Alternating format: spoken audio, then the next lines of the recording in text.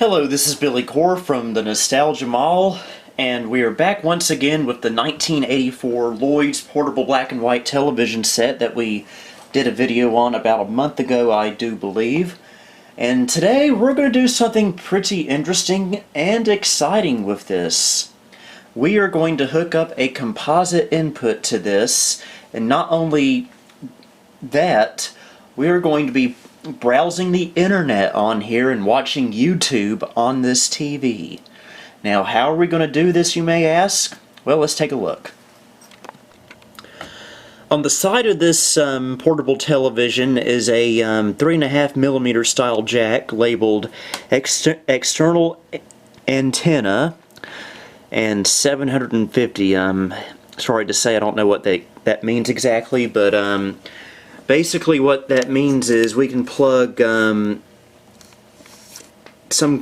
can plug anything up that has this type of connector on it, which looks kind of like a headphone jack, but it's actually not. And so we'll connect that into there like so. And already connected to this off camera is this UHF/VHF matching transformer. Basically what that does is convert these little pigtail connectors that the old TVs used to use to a more modern coaxial style connector. And from there we've got this coax cable will connect right here, and this coax cable is going into the output of this Sony SLV N50 VCR, where we're going to take these composite cables that are connected to the front, and we're going to plug it into the back of my Raspberry Pi Model 2 into its composite input, or output I mean. Oh, well, there's the bare bones of it. This case isn't screwed in. So just plugs in right here into this 35mm jack. And I need to apply power to the Pi. It's a whole mess of cables here. And the power connector on this Raspberry Pi, I don't know if it's the connector, I don't know if it's the cable itself or the connector on the Pi itself, but it's a little bit flaky. So connect that in there. Hopefully it's a good enough connection. And is there anything left to do? This is optional. Actually, not optional. We'll need this as part of our input. We need to plug in a USB game controller because this is running RetroPie, and I also have a USB Logitech keyboard/touchpad combo here that we'll use for input as well. So I believe all of our connections are made, and by the way, the one of these adapters, I believe this one right here, came in its original box, and I hated to open it up, but I had to. It has the old Radio Shack logo on there, the catalog number. And I got all this off of eBay. And the parts I had to buy, which were this and this, were told to me by a YouTube user. Again, I forget the name of it. I really need to research this stuff before I make this video, but I'll put his name down in the video if I do remember. So, let's get the camera back on the tripod and fire all this up. Okay, let me hit the switch on the power strip here. This VCR coming to life.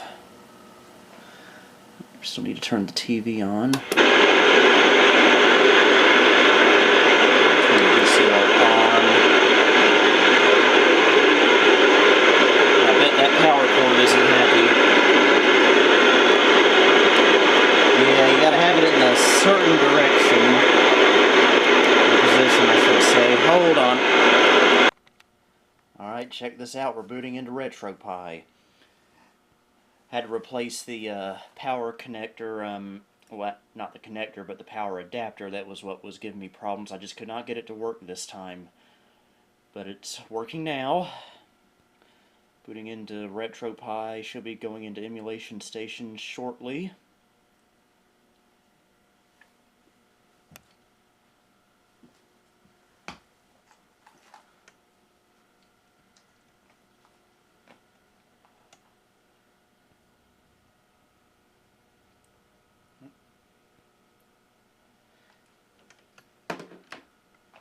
I forgot to plug Ethernet up to that, which we will need for web browsing. There we go, and I already have it tuned to the right channel. This is on low VHF. And before we go into the Pixel desktop environment, let's just play a quick little video game. We got sound.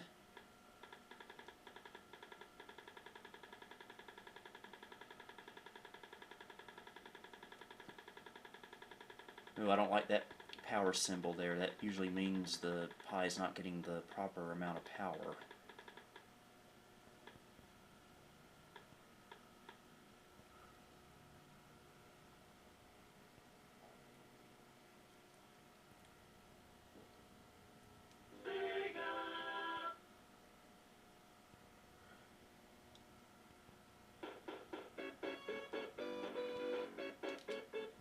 Yep, the first Sonic the Hedgehog game in glorious black and white.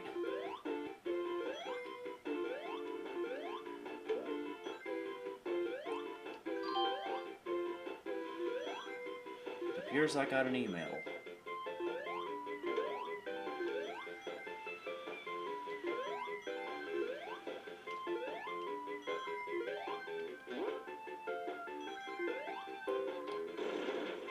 It has a good picture on here.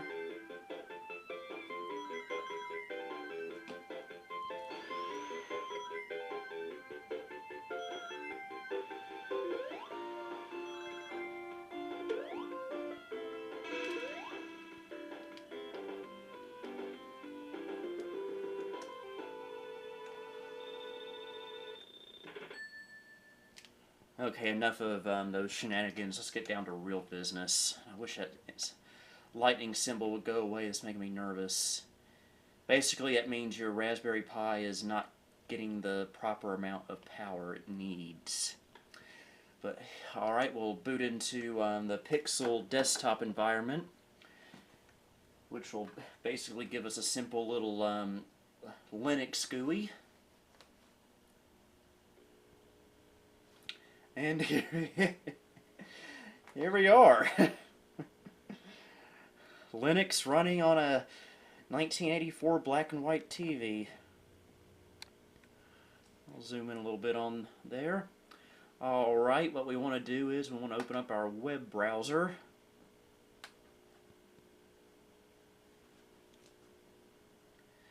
And this is going to be a little bit slow because this is the Model 2 Raspberry Pi. I really need to upgrade to the Model 3. So we can do a little bit of web browsing on this TV. Just simply go to Google. This is Chromium, by the way. So yeah, here's Google on a 34-year-old television.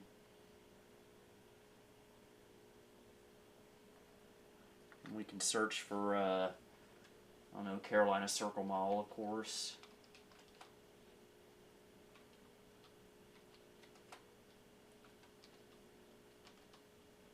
This is not a good keyboard to be typing on, by the way. Bring up a picture of the mall.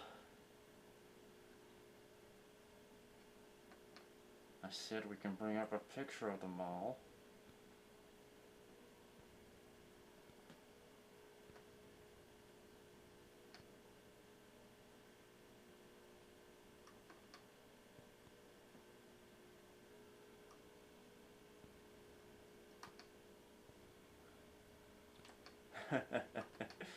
There it is.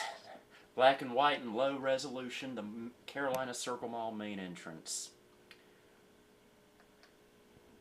So let's head over to YouTube, because that's probably what you guys are mostly wanting to see.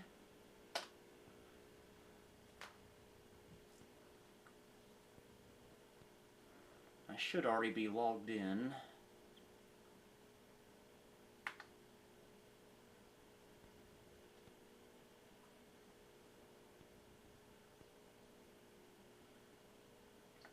Now, YouTube user Elmo3 gave me permission to use one of his videos in this video, so we'll go to his channel and try to play a YouTube video on here.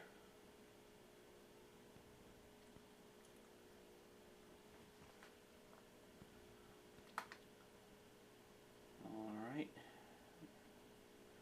Again, it's a little bit slow. This is an older Raspberry Pi.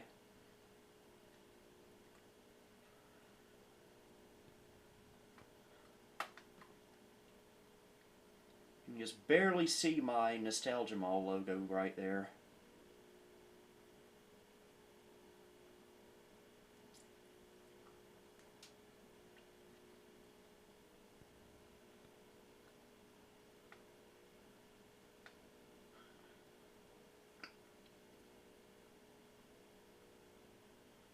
Oh, went up a little too far. It's a little hard to control at times due to this slowness, but this is a good one to try out, his video about his Dell Inspiron 8200. And let's full screen it. Something went wrong while displaying this web page. Oh, that's painful. Oh, come on, you can do it. I've done it before on here.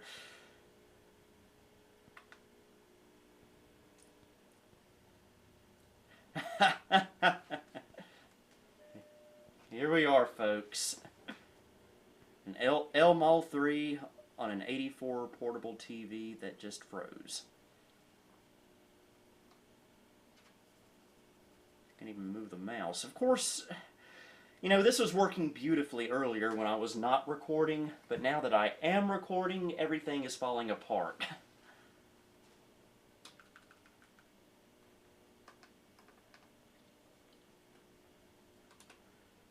Why must fate be so cruel?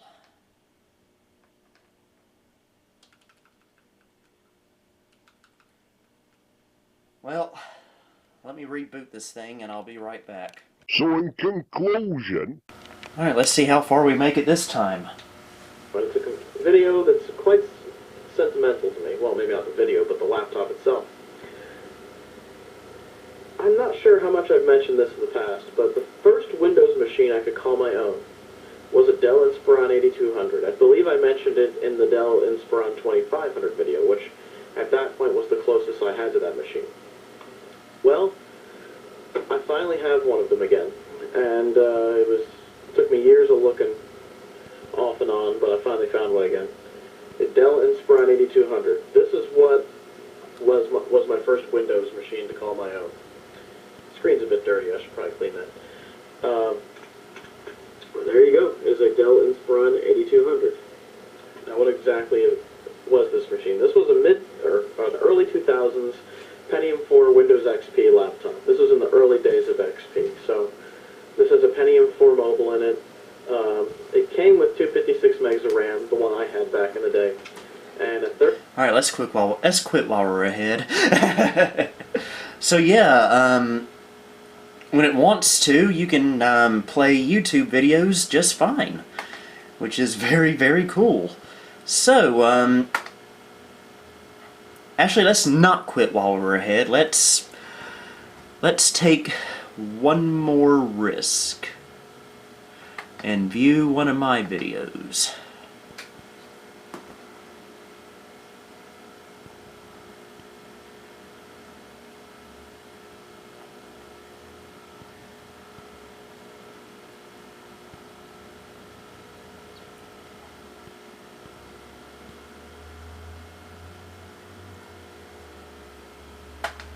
Let's do the Penrose Mall video. That's the first one I found on here.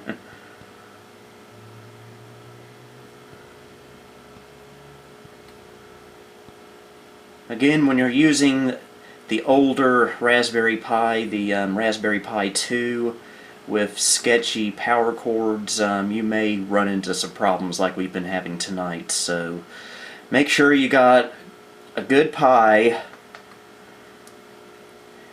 and a good power cord. I don't want captions, I want to turn the quality of the video down. And don't auto start, that would not be very nice of you to do that.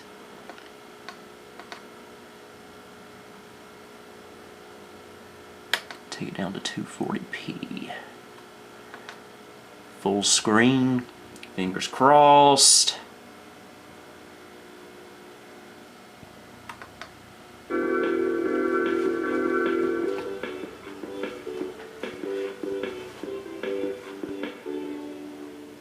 Hello, this is Billy Core from the Nostalgia Mall, and today we are visiting the Penrose Mall in Reidsville, North Carolina, a town just north of Greensboro. We did briefly visit this mall back in 2013, but today we're going to be taking a closer, more in-depth look at it. The mall opened on October 23rd of 1968, and I am genuinely surprised it has lasted nearly 50 years. At one time, the mall was anchored by JCPenney, Belk, and Roses. The JCPenney closed sometime in the early 2000s, leaving only Belk and Roses, which are still there, and both of which we will shut up for a while and let you enjoy the aesthetic of Roses.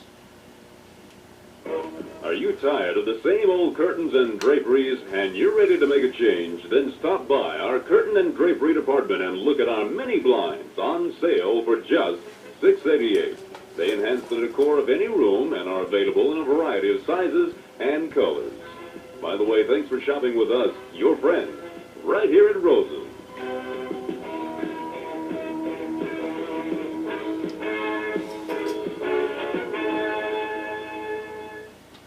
And there you have it. Finally got it to work. So let's go ahead and shut her on down.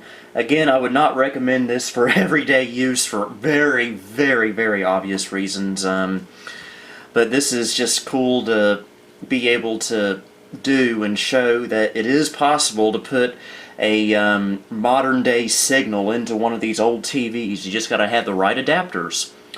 So we'll go ahead and shut it down.